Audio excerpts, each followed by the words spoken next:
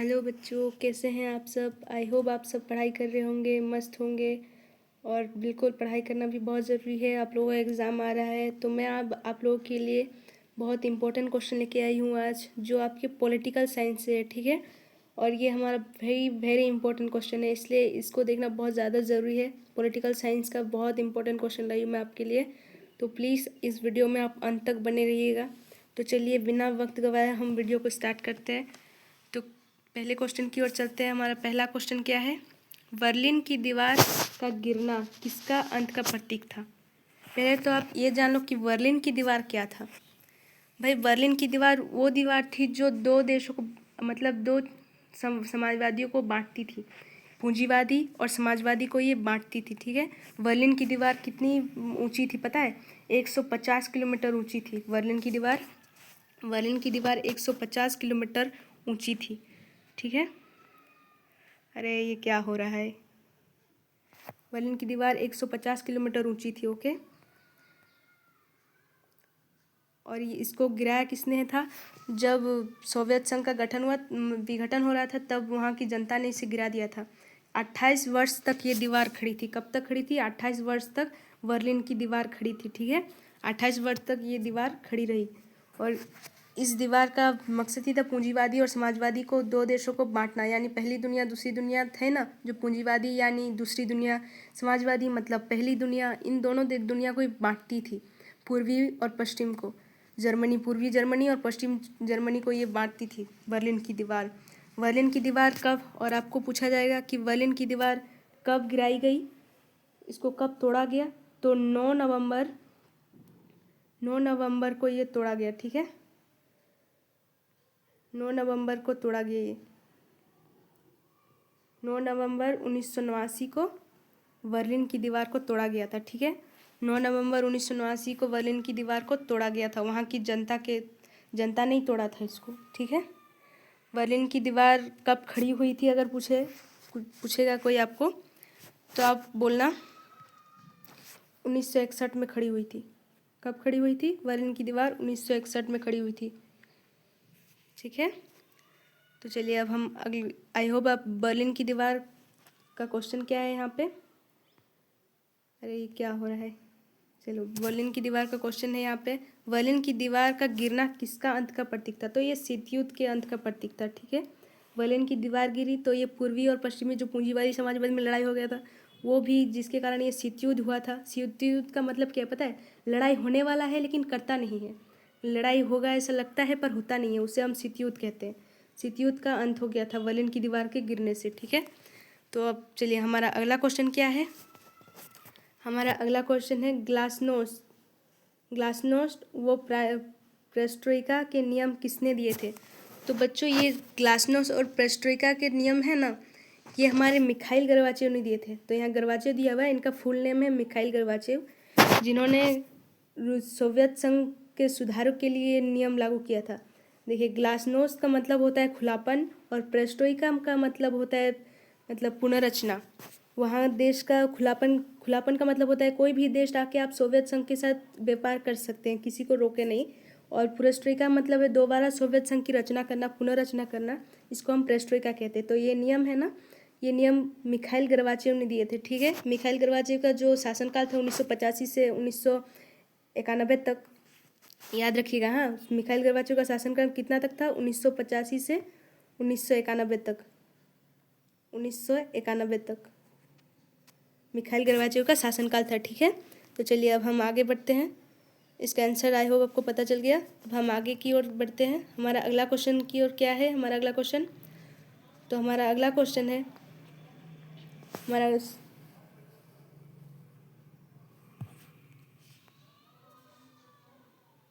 Soviet संघ के अंतिम राष्ट्रपति कौन थे। तो बच्चों, सोवियत संघ के अंतिम राष्ट्रपति मिखाइल गोर्बाचेव थे। मिखाइल गोर्बाचेव 1985 से 1991 तक शासन किया, और 1991 में सोवियत संघ का विघटन हो गया, जिसके कारण ये सोवियत संघ के अंतिम राष्ट्रपति थे मिखाइल गोर्बाचेव। इनके शासन के बाद और कोई राष्ट्रपति नहीं बना, क्योंकि सोवियत संघ का विघटन हो गया, तो और कौन राष्ट्रपति बनेगा। तो चलिए इसका आंसर होगा मिखाइल गोर्बाचेव। अब हम अपने अगले क्वेश्चन की ओर आगे बढ़ते हैं। हमारा अगला क्वेश्चन क्या है बच्चों, 4 नंबर का क्वेश्चन देखिए, सोवियत संघ का विघटन किस वर्ष हुआ था। तो मैंने अभी बताया था सोवियत संघ का विघटन जो है 1991 में होता है। 91 तो हुआ, और मिखाइल गोर्बाचेव जिनके अंतिम राष्ट्रपति थे, तो 1991 में इनका विघटन हो गया। ठीक है, तो चलिए अब हम अगले क्वेश्चन की ओर आगे बढ़ते हैं। हमारा अगला क्वेश्चन क्या है, बर्लिन की दीवार कब खड़ी की गई थी। देखिए मैंने आपको पहले ही बताया था बर्लिन की दीवार 1961 में खड़ी की गई थी। ठीक है, मैंने बताया ना बर्लिन की दीवार 1961 में खड़ी की गई थी, जो 150 किलोमीटर लंबी थी, और ये 28 वर्ष तक खड़ी रही। इनको तोड़ा गया, कब तोड़ा गया, 9 नवंबर 1979 को इस दीवार को तोड़ दिया गया था, जब सोवियत संघ का पतन हो गया, विघटन हो गया। तो ये याद रखिएगा, बर्लिन की दीवार काफ़ी इंपॉर्टेंट क्वेश्चन है इस चैप्टर का। ठीक है, पॉलिटिकल का। अब देखिए अब हमारा अगला क्वेश्चन क्या है, अगले क्वेश्चन की ओर चलते हैं। क्या है हमारा अगला क्वेश्चन, रूस की समाजवादी क्रांति सन ईस्वी, यहाँ पे खाली जगह है, यहाँ पे भरना है, ईस्वी में हुई थी। तो रूस की समाजवादी 1917 में हुई थी। ठीक है, समाजवादी क्रांति रूस में कब हुई थी, 1917 में हुई थी इसका आंसर। हाँ ठीक है, 1917 में रूस की क्रांति हुई थी, समाजवादी क्रांति। ठीक है, तो अब हमारा अगला क्वेश्चन की ओर हम आगे बढ़ते हैं। हमारा अगला क्वेश्चन क्या है बच्चों, 7 नंबर का क्वेश्चन देखिए। 7 नंबर का क्वेश्चन है, विश्व राजनीति के 2 ध्रुव कौन कौन थे। तो देखिए उस वक्त विश्व राजनीति के 2 ही ध्रुव थे। 2 ध्रुव बहुत इंपॉर्टेंट थे, अमेरिका और सोवियत संघ, जो एक दूसरे को बहुत मतलब नीचा दिखाने की कोशिश करते थे, एक दूसरे के साथ लड़ाई करते थे। इनके ही चक्कर में तो सोवियत संघ मतलब विघटन हो गया था, और सोवियत संघ का विघटन हुआ जैसे ही, वैसे ही 2 ध्रुव में एक ध्रुव बचा है, दूसरे ध्रुव खत्म हो गया।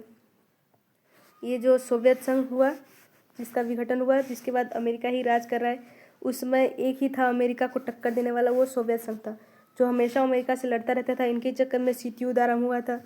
यही है दोनों देश, अमेरिका और सोवियत संघ, जो एक दूसरे से हमेशा मतलब खून के प्यासे थे एक दूसरे के।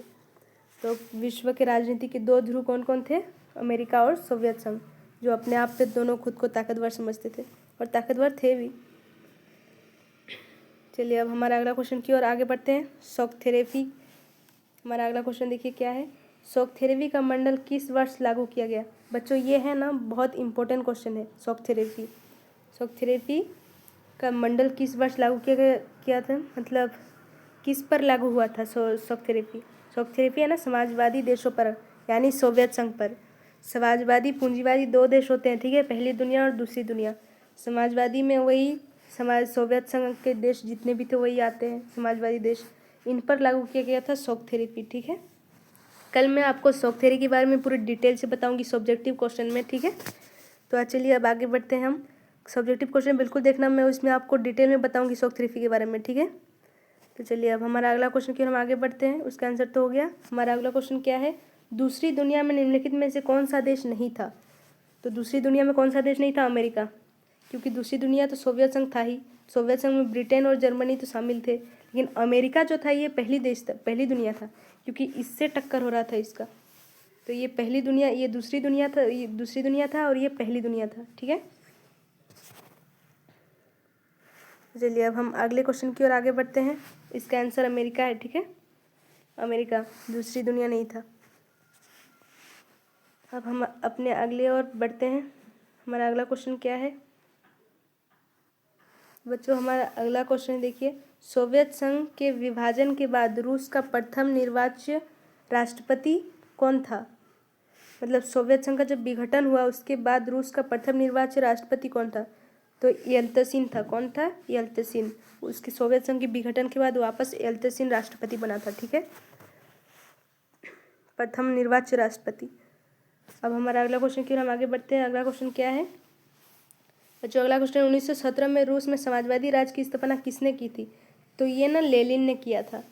किसने किया था, लेनिन ने। 1917 में रूस में समाजवादी क्रांति भी हुई थी और समाजवादी राज की स्थापना भी की थी लेनिन ने। ठीक है, तो चलिए हमारा अगला क्वेश्चन की ओर हम आगे बढ़ते हैं। हमारा अगला क्वेश्चन क्या है, सोवियत राजनीतिक प्रणाली किस विचारधारा पर आधारित था। सोवियत राजनीतिक प्रणाली किस विचारधारा पर आधारित था। तो मैं बता चुकी हूँ, ये सोवियत जो प्रणाली है ये समाजवादी था। कौन था, समाजवादी था, पूंजीवादी नहीं, ये समाजवादी था। सोवियत राजनीतिक प्रणाली समाजवादी विचारधारा पर आधारित थी। ठीक है, याद रखिएगा, बहुत इंपॉर्टेंट क्वेश्चन है। हाँ, अब हमारा अगला क्वेश्चन की ओर हम आगे बढ़ते हैं बच्चों। हमारा अगला क्वेश्चन क्या है, बोल्शेविक क्रांति कब हुई थी। तो ये 1917 में हुई थी बोल्शेविक क्रांति। किसके नेतृत्व में हुई थी कोई पूछेगा तो वो लेनिन के नेतृत्व में हुई थी। ठीक है, 1917 में बोल्शेविक क्रांति हुई थी रूस में। ये क्रांति रूस में हुई थी और रूस में किसके नेतृत्व में हुई थी तो लेनिन के नेतृत्व में हुई थी। 1917 में बोल्शेविक क्रांति हुई थी। ठीक है, ये याद रखिएगा। हाँ, अब हमारा अगला क्वेश्चन की ओर आगे बढ़ते हैं। हमारा अगला क्वेश्चन क्या है, सोवियत संघ में कितने संघीय राज्य थे। तो सोवियत संघ में ना 15 राज्य थे जो सोवियत संघ के साथ मिले हुए थे, संघीय राज्य थे, मतलब ये गणराज्य, सोवियत संघ को गणराज्य कहते। ठीक है, चलिए उसमें 15 था, आंसर हो गया। अब हमारा अगला क्वेश्चन देखिए क्या है। हमारा अगला क्वेश्चन है, निम्न में कौन देश सोवियत संघ के गणराज्य थे। तो इनमें से सभी देखिए, यूक्रेन भी था, बेलारूस भी था, तुर्कमेनिस्तान भी था। तो ये क्या होगा, इनमें से सभी आंसर होगा। ठीक है, सोवियत संघ के गणराज्य में थे ये सारे देश। तो चलिए आंसर और देखते हैं आगे क्या है हमारा अगला क्वेश्चन। हमारा अगला क्वेश्चन है, दूसरी दुनिया का आशय किन देशों से था। तो कम्युनिस्ट देशों से था। ठीक है, कम्युनिस्ट देशों से था दूसरी दुनिया का आशय। ठीक है, चलिए अब हमारा अगला क्वेश्चन की ओर हम आगे बढ़ते हैं। हमारा अगला क्वेश्चन क्या है, बोल्शेविक क्रांति कहाँ हुई थी। तो ये कहाँ हुई थी, रूस में हुई थी बोल्शेविक क्रांति। मैंने अभी थोड़ी देर ऊपर में बताया आपको, बोल्शेविक क्रांति रूस में हुई थी, लेनिन के नेतृत्व में हुई थी। और कब हुई थी तो ये 1917 में हुई थी। ठीक है, बोल्शेविक क्रांति 1917 में हुई थी। चलिए अब हमारा अगला क्वेश्चन क्या है, ये देखिए 18 नंबर का, बर्लिन की दीवार कब गिराई गई। मैंने आपको ऊपर ही सारे आंसर बता दिए थे बर्लिन की दीवार के बारे में। तो बर्लिन की दीवार कब गिराई गई थी तो ये 1989 को गिराई गई थी। कब गिराई गई थी, 1989 को। ठीक है, तो इसका पूरा आंसर क्या है, 9 नवंबर 1989 को बर्लिन की दीवार गिराया गया था। ठीक है, चलिए अब हमारा अगला क्वेश्चन की ओर हम आगे बढ़ते हैं। तो हमारा अगला क्वेश्चन क्या है बच्चों, ये एक मिनट। तो हमारा अगला क्वेश्चन है, ऑपरेशन एंड्यूरिंग फ्रीडम निम्नलिखित में से किस देश ने चलाया था।